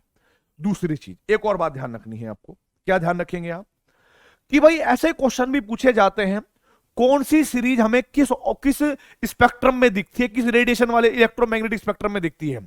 याद करो कल वाले लेक्चर में मैंने आपको इलेक्ट्रोमैग्नेटिक रेडिएशन करवाया था, और वहां पर यह बताया था कि सबसे पहले कॉस्मिक रेस, उसके बाद आपके पास gamma rays, X rays, UV, visible, infrared, microwave, radio wave करवाया था कि नहीं? आपको सर करवाया तो था, आ रहा है याद? तो जरा देखो हुआ क्या। एक बात ध्यान रखना मेरे शेरों, मुझे पता है कि सर ये जो आपके पास बामर सीरीज है ना, बामर सीरीज, इसकी बात कर रहा हूं, ये बामर सीरीज ये विजिबल रीजन में लाई करती है। किसके रीजन में लाई करेगी? ये विजिबल रीजन। विजिबल रीजन कौन सा था? विबग्योर वाला, विबग्योर, ठीक है। आप मुझे बताओ, अगर बामर सीरीज की कोई भी लाइन एनर्जी को एमिट करेगी, तो वलाइमन सीरीज वाली एनर्जी जो होगी वो एज कंपेयर टू बामर के ज्यादा होगी कि नहीं होगी? क्योंकि इलेक्ट्रॉन को कहीं से भी आना पड़े, एक सेल और नीचे जाना पड़ेगा। एक सेल और नीचे जाने पर क्या बेटा जी हम कहेंगे कि वो ज्यादा एनर्जी एमिट करेगा? क्या उस इलेक्ट्रॉन के आने वाली एनर्जी और ज्यादा निकलेगी? आप कहोगे सर बिल्कुल सही है, इलेक्ट्रॉन को ज्यादा दूरी तय करनी पड़ती है एज कंपेयर टू बामर के, तो ज्यादा एनर्जी रिलीज करनी पड़ेगी। और हमें यह देखना है कि विजिबल रीजन से ज्यादा एनर्जी वाला रीजन कौन सा है। आज तो मैंने पीपीटी में वो स्पेक्ट्रम नहीं बनाया, लेकिन आपको याद तो होगा यार, आपको इतना तो याद होगा यार कि मैंने यहां पर लिखवाया था यूवी, उसके बाद लिखवाया था विजिबल, और उसके बाद लिखवाया था इंफ्रारेड। कुछ तो याद होगा कि नहीं? और मैंने आपको यह भी बताया था कि इधर से इधर जाने पर एनर्जी इंक्रीज करती है, फ्रीक्वेंसी इंक्रीज करती है, वेवलेंथ डिक्रीज करता है। इधर से इधर जाने पर एनर्जी डिक्रीज करती है, ठीक है, फ्रीक्वेंसी भी डिक्रीज करती है, वेवलेंथ इंक्रीज करता है। कुछ याद आ गया होगा यार, ऐसे भी क्या निठल्ले हो तुम कहोगे सर अब आ गया। तो मैं एक बात बताओ यार, अगर बामर सीरीज विजिबल रीजन में लाई करती होगी तो लाइमन सीरीज की एनर्जी किससे ज्यादा है? किससे ज्यादा है? विजिबल से ज्यादा है। विजिबल से ज्यादा है, इसका मतलब वो कौन से में आएगी? इन तीनों में से कौन से में आएगी? आईआर में, विजिबल में, यूवी में? आप कहोगे सर यूवी में आएगी। किस में आएगी वो? यूवी में आएगी। तो जरा देखिए किस में आएगी वो? यूवी में आएगी। इधर देखो, Lyman series is obtain in UV region. UV region का मतलब आप समझ चुके होंगे, अल्ट्रा वायलेट रीजन। और ये जो आपके पास पास्चन है, पीफंड है, हम्फ्री है, कौन से रीजन में होगी ये? बोलो, जिनकी एनर्जी बामर से भी कम होगी। कौन है वो? IR, infrared. तो आप यहां पर क्या कहेंगे कि जो पास्चन सीरीज है वो इंफ्रारेड में है। इंफ्रारेड में। ये भी किस में होगी? इंफ्रारेड में। और ये फार इंफ्रारेड, मतलब इंफ्रारेड का ही पार्ट है लेकिन दूर है, फार इंफ्रारेड बोलेंगे इसको। लेकिन सारी इंफ्रारेड में ही होती है मेरे शेरों, सब इंफ्रारेड में ही होगी। इतनी बात ध्यान रखना है, क्योंकि आईआईटी के अंदर ऐसे क्वेश्चन आते हैं, चारों सीरीज का नाम दे रखा होगा ऑप्शन में, वो ये पूछ सकता है कि बताओ वो कौन सी सीरीज है, बताओ वो कौन सी सीरीज है जो विजिबल रीजन में लाई करती है, जिसको देखा जा सकता है। आप कहोगे सर बामर सीरीज। कौन सी वो सीरीज है जो यूवी रीजन में लाई करती है? तो आप कहोगे सर लाइमन सीरीज यूवी में लाई करेगी। तो इस टाइप के ऑब्जेक्टिव क्वेश्चन बन सकते हैं। समझ में आई बात या नहीं? इस टाइप के ऑब्जेक्टिव क्वेश्चन बन सकते हैं। दूसरी चीज और बात समझाता हूं मैं आपको। कोई भी आपके पास कोई भी सीरीज की कोई भी लाइन हो, जब हम पहली लाइन की बात करेंगे, क्योंकि ये नाम बहुत जरूरी है, क्योंकि अगर अब तुम्हें ये नाम पता होंगे ना तभी जाके सारे न्यूमेरिकल सॉल्व होंगे। जैसे लाइमन सीरीज की पहली लाइन कौन सी है? 2 से 1। तो इस लाइन को हम पहले बोलेंगे अल्फा लाइन। याद रखना, इसको क्या बोलेंगे? Alpha line. अगर मैं इसकी सेकंड लाइन की बात करूं 3 से 1, तो इसको बोलेंगे हम बीटा लाइन। उसके बाद गामा लाइन, उसके बाद delta line. Alpha beta gamma का ऑर्डर नीचे से ऊपर की तरफ चलेगा, ध्यान रखना है। अगर मैं आपसे ये कहूं कि बामर सीरीज है और बामर सीरीज के अंदर अल्फा लाइन है, तो क्या मतलब होगा कि सर बामर सीरीज की पहली लाइन होगी जस्ट ऊपर से नीचे, यानी 3 से 2। तो 3 से 2 वाली का नाम क्या हुआ? ये अल्फा हुई, ये बीटा हुई, ये गामा हुई, ये डेल्टा हुई। सेम टू सेम अगर पास्चर में बोलूं मैं alpha series, alpha line sorry, तो आप कहोगे ये अल्फा लाइन, ये बीटा लाइन और ये गामा लाइन। मैं आपको एक बात बोलूं, हो सकता है कि मैं आपको थोड़ा ज्यादा पढ़ा रहा हूं, हो सकता है कि मैं स्पेक्ट्रम में आपको ज्यादा बोल रहा हूं, ज्यादा समझा रहा हूं, ठीक है, लेकिन मेरा सिर्फ एक ही मोटो है। मोटो सिर्फ ये है कि जो मैं वर्ड बोल रहा हूं तुम्हें, और तुमने वो ग्रैब कर लिया, और ग्रैब करने के बाद कोई भी क्वेश्चन लगाया, कोई भी क्वेश्चन लगाया, पेन नहीं रुकेगा, आंसर निकलेगा उसका, ठीक है। तो ये अल्फा बीटा गामा थीटा, चाहे एनसीईआरटी में दे रखा हो या ना दे रखा हो, चाहे एनसीईआरटी में दे रखा हो या ना दे रखा हो, मैं करवा रहा हूं तो प्लीज तुम्हारे नोट्स में होना चाहिए, ठीक है। अब मैं तुम पे बहुत बिलीव करता हूं कि तुम लोग आईआईटी में रैंक निकालोगे, तो तुम्हें भी अपना ट्रस्ट मेंटेन करना है कि सर हमें इससे भी अच्छा पढ़ाओ और कराओ, जितने आईआईटी क्वेश्चन हो सकते हैं आप कराओ हमें, हम करने के लिए तैयार हैं। उस मोटिवेशन से बैठना यार क्लास में, ये मत करना कि सर ये क्वेश्चन समझ में नहीं आ रहा, ये हो नहीं रहा है, प्रैक्टिस करके देख लेना कोई ना कोई क्वेश्चन का, ठीक है। तो यहां पर मैं अल्फा बीटा गामा थीटा हो सकता है आपके लिए अलग बोल रहा हूं, ज्यादा बोल रहा हूं, आपने एनसीईआरटी में ना पढ़ाओ, लेकिन भाई क्वेश्चन आते हैं, मैं क्या करूं, मैं नहीं छोड़ सकता, ठीक है। तो अल्फा पहली लाइन, बीटा दूसरी, थीटा, मतलब कोई भी सीरीज की पहली लाइन को हम अल्फा लाइन बोलेंगे, दूसरी को बीटा। ये तुम्हें समझ में आया? बोलो हाँ या ना, आपको सब समझ में आ गया, ठीक है। अब जरा देखो, अब जरा देखो क्वेश्चन के अंदर कैसा गेम फंसेगा, क्वेश्चन के अंदर कैसा गेम फंसेगा, ठीक है भाई। अब मैं यहां पर एक टॉपिक लिखता हूं, task for a question. Topic क्या है? टास्क फॉर ए क्वेश्चन, कि क्वेश्चन को करने के लिए हमें किन किन बातों का ध्यान रखना है, ठीक है। क्वेश्चन के लिए हमें किन किन बातों का ध्यान रखना है, मैं आपको इलस्ट्रेट करवाऊंगा एक या दो इलस्ट्रेशन से, ठीक है भाई, कि टास्क फॉर अ क्वेश्चन, मान लीजिए कोई क्वेश्चन दिया हुआ है और वो आपको ये कह रहा है कि उसमें उस क्वेश्चन के अंदर कहीं पर भी n1 और n2 की वैल्यू नहीं दे रखी है, n1 और n2 की वैल्यू नहीं दे रखी। इसका मतलब पता क्या है n1 n2 की वैल्यू ना देना? कि फॉर्मूला तुम्हें पता है, n1 n2 पता नहीं, तो तुम्हें आंसर ही निकाल पाओगे जब तुम्हें n1 n2 की वैल्यू नहीं रखोगे उसी वाले फॉर्मूले में। कौन से वाले फॉर्मूले में, जरा देखो, अरे इस वाले फॉर्मूले में जो आपने 1 बाय लैम्डा, या इसको आप वेव नंबर भी कह रहे हो, रिडबर्ग कांस्टेंट इनटू में Z square 1 by n1 minus के 1 बाय n2। क्योंकि उस क्वेश्चन के अंदर वो उस स्पीसीज का नाम ले देगा, हाइड्रोजन, हीलियम प्लस, तो जेड तो पता लग जाएगा। रिडबर्ग कांस्टेंट कांस्टेंट है, उसको याद रखोगे ही रखोगे। बात यह कि n1 n2 देगा नहीं, पर तुम्हें समझना पड़ेगा कि n1 n2 क्या हो सकते हैं। तो जरा देखो कैसे, अगर किसी भी क्वेश्चन में वो ये कह दे, देखो भाई पहला केस, कहीं पर भी किसी क्वेश्चन में लिखा हो फॉर लाइमन सीरीज, तो जब कभी भी किसी क्वेश्चन में लाइमन सीरीज आ गया, इसका मतलब क्या हो कि इलेक्ट्रॉन चाहे कहीं से भी आया हो, इसका मतलब नहीं है, लेकिन आएगा फर्स्ट वाले सेल में, नीचे वाला सेल फर्स्ट वाला होगा। तो मुझे बताओ n1 की वैल्यू क्या होगी, जो नीचे वाला होता है, n1 की वैल्यू क्या होगी 1, क्योंकि Lyman series is obtain in first shell. तो ये बात कंफर्म हो जाएगी सर, उस केस में ना जब लाइमन सीरीज की बात करेंगे तो n1 की वैल्यू 1 हो जाएगी। ठीक है, ये बात क्लियर हो गई। दूसरा क्या होता है, वो क्वेश्चन के अंदर कहता है कि फॉर लाइमन सीरीज, है ना भाई, एंड मैक्सिमम फ्रीक्वेंसी। अब ये आपको समझना पड़ेगा कि मैक्सिमम फ्रीक्वेंसी का मतलब क्या है। Frequency directly proportional to energy, यानी मैक्सिमम एनर्जी। आप ये सोच के चलो यार कि भाई मैं लाइमन सीरीज में जितनी भी लाइन देखता हूं, अलग अलग लाइनें, चाहे वो 2 से आए, 3 से आए, 4 से आए, मैक्सिमम एनर्जी कौन सी लाइन एमिट करेगी, ये सोचकर देखो। मैक्सिमम लाइन एनर्जी कौन सी लाइन जो है एमिट करेगी, ये सोचकर देखो। आपको लगेगा सर जो सबसे ऊपर से आई होगी, और सबसे ऊपर कौन है, इनफाइनाइट। सबसे ऊपर कौन है, इनफाइनाइट। तो जरा देखो, वहां पर 2 वर्ड हो सकते हैं, मैक्सिमम फ्रीक्वेंसी लिखा हो सकता है क्वेश्चन के अंदर, या फिर मिनिमम वेवलेंथ, क्योंकि आपको पता है कि फ्रीक्वेंसी और वेवलेंथ एक दूसरे के इनवर्सली प्रोपोर्शनल है।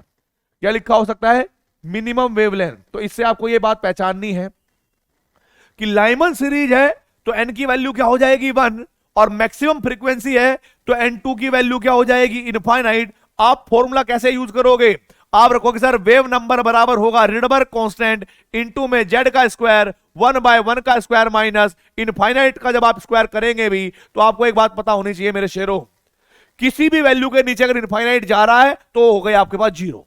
क्या हो गई, जीरो। तो फॉर्मूला क्या बनेगा आपके पास, सिंपल रह जाएगा ये कि वेव नंबर बराबर रिडबर्ग कांस्टेंट जेड का स्क्वायर इनटू में 1 बाय, सॉरी बस यही रह जाएगा 1 बाय 1। ठीक है, बस इतना ही करना है, बाकी तो जीरो हो गया।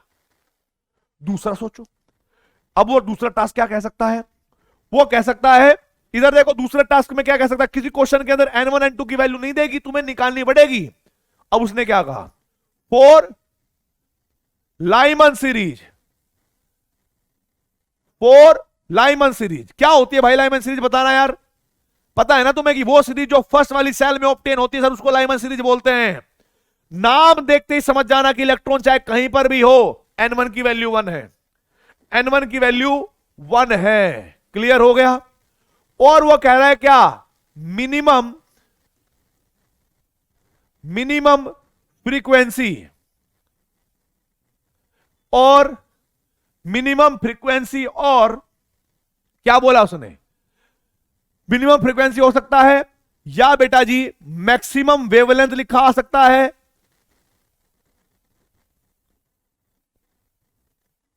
ठीक है, या लिखा सकता है बेटा जी alpha line of Lyman series, और क्या लिखा सकता है, alpha line of Lyman series. अब जरा देखो भाई, जब वहां पर लाइमन लिखा हुआ है तो n1 की वैल्यू 1 आ गई। मिनिमम फ्रीक्वेंसी क्या होगी, जब एनर्जी जब इलेक्ट्रॉन सबसे पास से आया हो।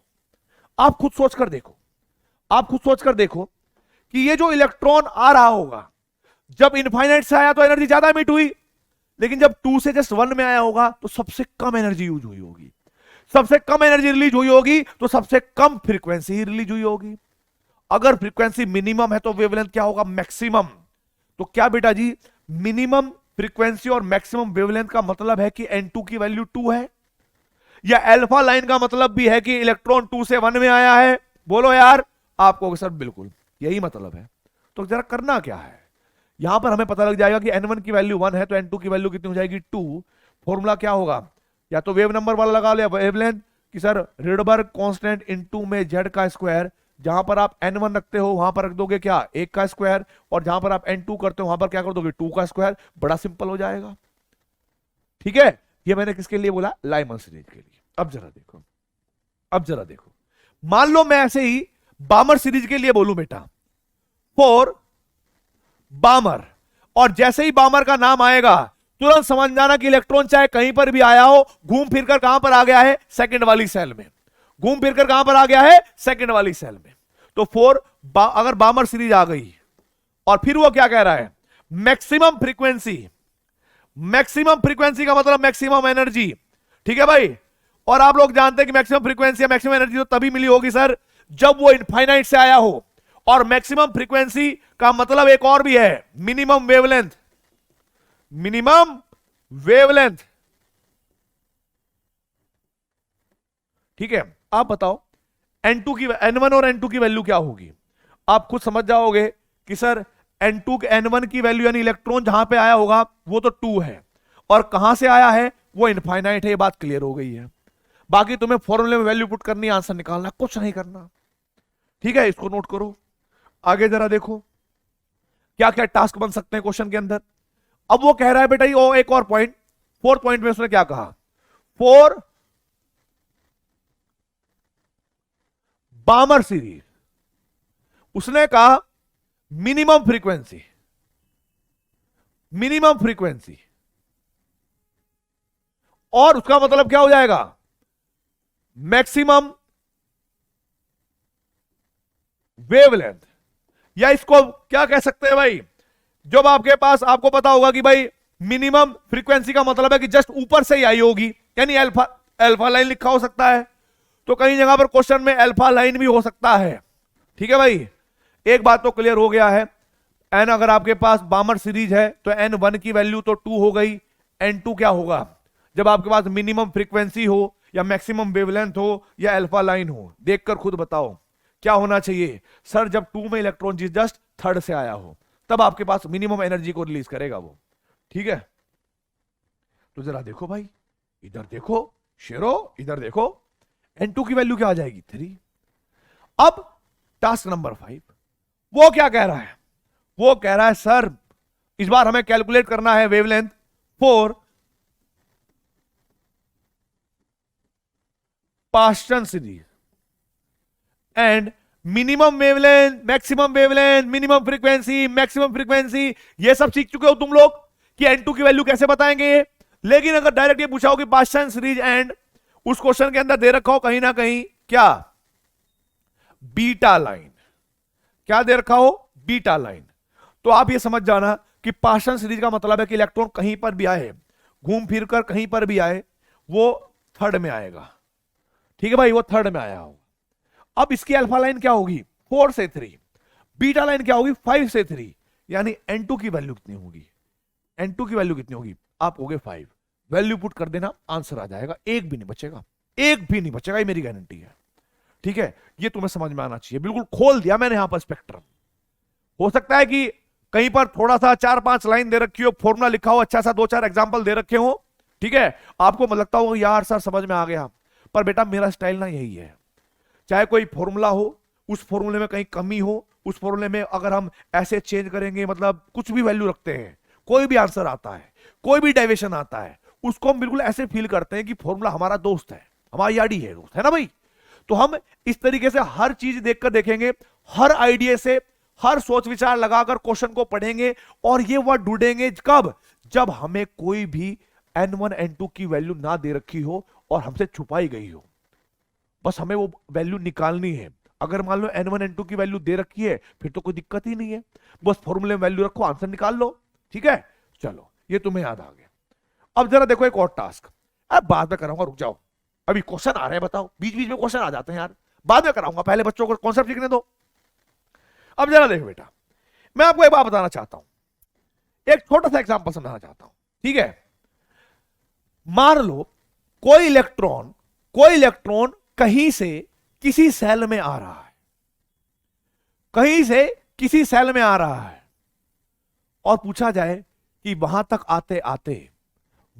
आते आते उसने कितनी स्पेक्ट्रल लाइन बनाई, कितनी स्पेक्ट्रल लाइन की पॉसिबिलिटी हो सकती है, यह क्वेश्चन पूछा जाता है। आप देख लेना, चाहे स्कूल वाली सुष्मिता मैडम हो, ऐश्वर्या मैडम हो, ठीक है, करीना मैडम हो, कोई भी मैडम हो जो तुम्हारी हो फेवरेट, है ना, वो भी यही क्वेश्चन पूछती है स्कूल में। क्वेश्चन आता है, आपको याद होगा कि अगर इलेक्ट्रॉन 5 से फर्स्ट वाली ग्राउंड स्टेट में जाता है हाइड्रोजन के लिए, एनसीईआरटी का क्वेश्चन है, तो बताइए कितनी स्पेक्ट्रल लाइन शो करेगा, ये क्वेश्चन है।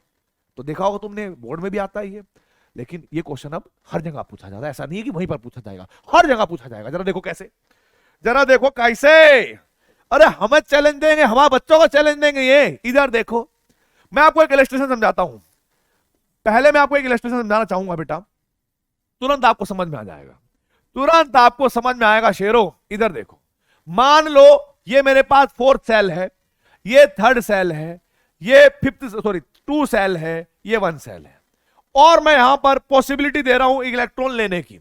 अगर मैं फर्स्ट सेल की बात करूं तो इलेक्ट्रॉन 4 से 3 से 2 से 1 में आ सकता है, 2 की बात करूं तो 4 से 3 से ऐसे आ सकता है, और यहां पर ऐसे आ सकता है।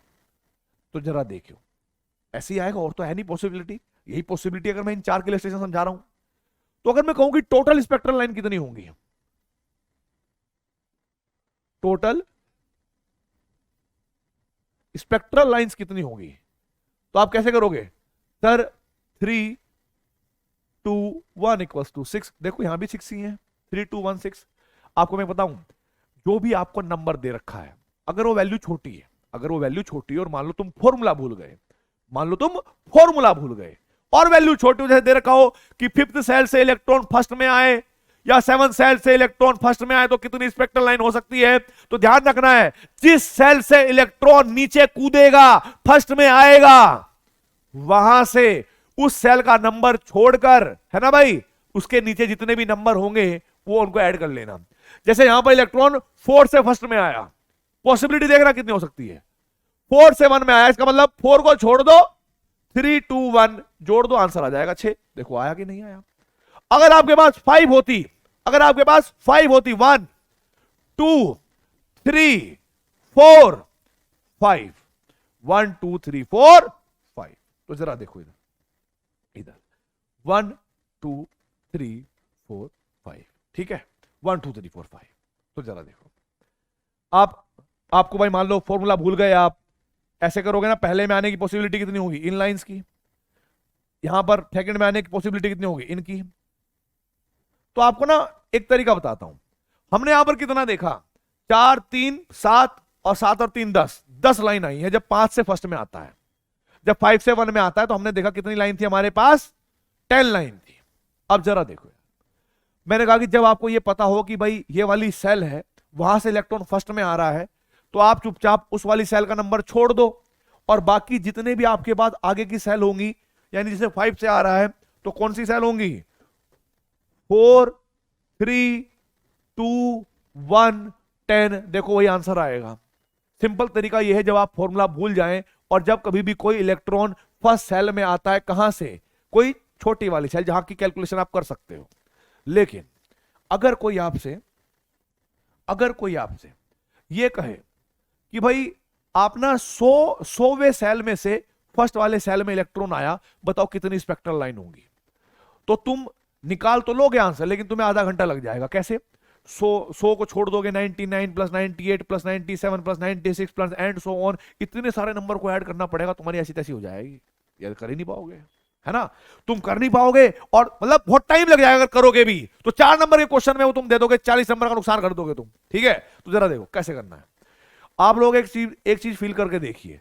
जब मैं एडिशन कर रहा था तो 3 2 1, यहां पर एडिशन कर रहा था तो 4 3 2, अगर मैं 100 से भी करूंगा तो कितना आएगा, 99, 98, 97, यानी एक तरह की एपी सीरीज बन रही है कि नहीं बन रही है, एपी बन रही है कि नहीं बन रही है, उसमें आप समेशन का फॉर्मूला लगा दो बस।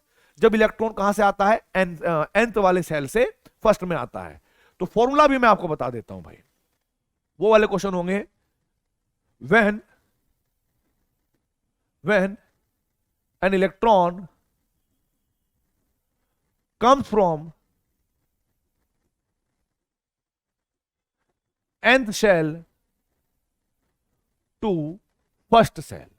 ठीक है भाई, अगर आपको इस तरह का भी कोई नंबर ऑफ स्पेक्ट्रल लाइन सीखनी है, निकालनी है, तो आपके पास फॉर्मूला होगा क्या, टोटल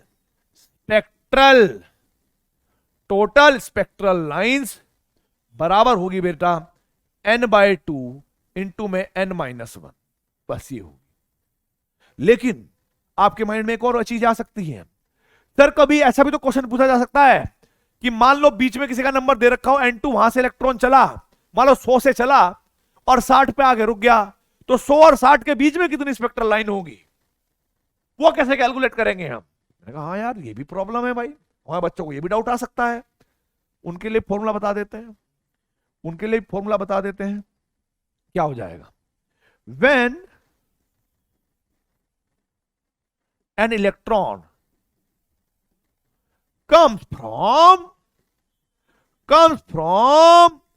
n2 से n2 टू n1 सेल, कि जब वो n2 से n1 सेल में आता है तब टोटल स्पेक्ट्रल लाइन कैसे कैलकुलेट करें, तो तब हमें करना है बिल्कुल ऐसे, कैसे, टोटल स्पेक्ट्रल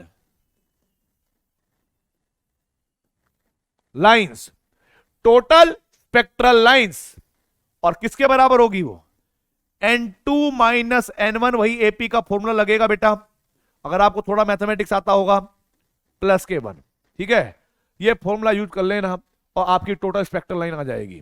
क्वेश्चन करवाऊंगा, क्वेश्चन कोई नहीं छुड़वाऊंगा, चाहे आईआईटी जेई में आया हो, बाहर से हो, कहीं का भी हो, सब क्वेश्चन करवाऊंगा मैं, और मैं कोई लिमिट नहीं रख रहा हूं कि तुम्हें जेई मेंस तक करवाना है, तुम्हें एनसीईआरटी तक करवाना है, मुझे मिलेगा तो मैं एडवांस का भी करवाऊंगा, ठीक है, मैं मूड बना चुका हूं, बस तुम्हें बनाना है। कैसे, जरा देखो मैंने आज आपको क्या क्या सिखाया, एक बार फिर से मैं आपको पूरा बता दूं, पूरा रिवाइज करवा दूं कि आपको क्या क्या करना है, आज का आपका टास्क क्या है। पहला, मैंने आपको बताया था कि कुछ भी कर लो, ये सारे के सारे फॉर्मूले अपनी किसी मतलब रूम की दीवार पे चिपका लो, इनको रट लो, कुछ भी कर लो बस, ठीक है, इनको जरूर समझना बोहर मॉडल के लिए। और इनको समझने के लिए लास्ट लेक्चर में मैंने कंप्लीट डिटेल टाइप में बोहर मॉडल करवाया था, ठीक है। आगे देखो, फिर क्या करोगे, क्वेश्चन करवाए थे, क्वेश्चन को मार्क दिए थे मैंने, आपको क्या करना है कि जितने भी मैंने क्वेश्चन कराए हैं इनके आंसर के साथ साथ आज आप अपना नाम भी लिखेंगे, ठीक है, अलग कमेंट में, देखो आंसर लिखोगे अलग कमेंट में और नाम और मार्क्स लिखोगे अलग कमेंट में, क्योंकि मुझे पता लग जाएगा कि इस बच्चे के इतने मार्क्स चल रहे हैं, इतना एफिशिएंसी से काम कर रहा है, ठीक है भाई। तो इधर देखो, तो भाई इस तरीके से कुछ क्वेश्चन है जिनमें तुम्हें मार्क्स मैंने दिए हुए हैं, आपको टोटल मार्क्स में से जितने मार्क्स आपके आए वो आपको बताने हैं। हाइड्रोजन स्पेक्ट्रम क्या है और हाइड्रोजन स्पेक्ट्रम से रिलेटेड कैसे कैसे क्वेश्चन आएंगे, आज मैंने डिस्कस करा है कि किस किस टाइप के क्वेश्चन आते हैं। जैसे पहले तो हमें यह समझना है कि जब इलेक्ट्रॉन ऊपर से नीचे आएगा तो एनर्जी एमिट होगी, ठीक, एनर्जी एमिट होगी तो उसके कोरस्पॉन्डिंग कोई ना कोई वेवलेंथ होगा, वही कैलकुलेट करना है बस हमें, और कुछ नहीं, ठीक है। तो वही उसके लिए मैंने आपको फॉर्मूला बताया, रेडबर्ग कांस्टेंट की वैल्यू बताई। आगे मैंने हाइड्रोजन स्पेक्ट्रम के बारे में बताया कि जब इलेक्ट्रॉन किसी बाहर वाली सेल से कहां पर आ रहा हो मेरे बच्चों, किसी भी सेल में आ रहा हो तो एनर्जी को एमिट करता है। और बहुत सारे साइंटिस्ट ने ऑब्जर्व किया कि पहली सीरीज में लाइमन सीरीज जो कि यूवी रीजन में लाई करती है, पामर बामर में, ठीक है भाई, बामर विजिबल में, Paschen infrared, पीफंड infrared, Humphry infrared. आपको ये इस तरह से याद रखना है कि कौन सी सीरीज कहां पर ऑब्टेन होती है, कहां पर प्राप्त होती है, क्योंकि इस तरह से भी क्वेश्चन बनते हैं। आईटी में कई बार ऐसा क्वेश्चन आता है कि 4 ऑप्शन में आपको 4 सीरीज का नाम दे रखा होगा और वहां पर पूछ लेगा कि बताइए कौन सी सीरीज है जो यूवी रीजन में लाई करती है, या फिर वो कौन सी सीरीज है जो आपके विजिबल रीजन में लाई करती है, ठीक है। तो ये आपको इस बारे में ध्यान रखना है। फिर मैंने आपको additional alpha beta gamma theta के बारे में बताया। मैंने आपको बताया कि इन सीरीज के अंदर भी आप अलग अलग लाइन को अलग अलग डिफाइन कर सकते हो। किसी भी सीरीज की जो पहली लाइन होगी उसको हम अल्फा लाइन बोलेंगे, दूसरी को बीटा गामा थीटा, ऐसे चलेगा, है ना भाई, डेल्टा थीटा आगे आएगा। हाँ, अगर आपको कभी ये दे रखा हो कि मैक्सिमम फ्रीक्वेंसी का मतलब होगा हाईएस्ट एनर्जी, और जब कभी मैक्सिमम फ्रीक्वेंसी या मिनिमम वेवलेंथ आएगा तो समझ जाना इलेक्ट्रॉन इनफाइनाइट से आया होगा, ठीक है। और उन्हीं के पर बेसिस पर मैंने आपको इलस्ट्रेशन करवाई है आज इसकी। क्या करवाई है? कंप्लीट इलस्ट्रेशन, जो भी क्वेश्चन के अंदर हो सकते हैं पॉसिबिलिटीज। और उसके बाद जब ये इलस्ट्रेशन आपको समझ में आ जाएंगे बेटा, तो फिर मैंने आपको एक बताया था कि अगर आपको एक और टास्क के क्वेश्चन आते हैं, वो क्या आते हैं कि अगर कोई इलेक्ट्रॉन किसी सेल से किसी सेल में आता है तो वो पूछता है कि total number of spectral line कितनी रही होगी। तो मैंने आपको एक सिंपल बात बताई, अगर आपके पास कोई छोटा नंबर है जैसे 4, 5, 6, 7, 8, 10, तो आप उस वाली सेल का हटाकर उसके बाद के जितने भी इंटीजर होंगे उनको जोड़ लेना, आपका आंसर आ जाएगा, ठीक है। ये शॉर्ट तरीका है जब आप फॉर्मूला भी भूल चुके हैं। फिर मैंने आपको बताया कि अगर आपके पास कोई बहुत बड़ा नंबर है, बहुत बड़ी शेल है, वहां से इलेक्ट्रॉन आया है, तो आपको फॉर्मूला रखना ही पड़ेगा और आपको फिर एपी बनाकर टोटल सम का फॉर्मूला लगाना पड़ेगा, जो होगा हमारे पास n/2 इंटू में n-1, ठीक है। और अगर मान लो उसके माइंड में ऐसा क्वेश्चन पूछने का है कि भाई किसी n2 से इलेक्ट्रॉन n1 में आया, कहीं बीच में ही रुक गया, उनके बीच की लाइन कितनी रही होंगी, तो वो भी मैंने आपको तरीका बताया है, ठीक है। तो आज के लेक्चर में इतना ही रखूंगा, ठीक है, आज के लेक्चर में इतना ही रखूंगा। हाँ, हाइड्रोजन स्पेक्ट्रम से रिलेटेड सारे क्वेश्चन मैं नेक्स्ट लेक्चर में लेके आऊंगा, और मुझे पता है कि तुम लोग बहुत अच्छे से पढ़ाई कर रहे हो, ठीक है। तो ऑल द वेरी बेस्ट, जय हिंद, जय भारत, नमस्ते, लव यू।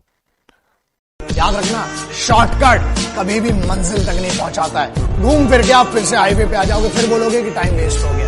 इसलिए वन सिंगल एम, रोज छोटे एम बनाओ। प्रॉब्लम ये कि एक ही दिन में आप कुछ नहीं बन सकते। लेजेंड कोई पैदा नहीं होता है दोस्त, उसको बनने के लिए बहुत सिंपल सी बात है, nobody becomes the general within a day. There is a journey involved in that and you have to go through that journey.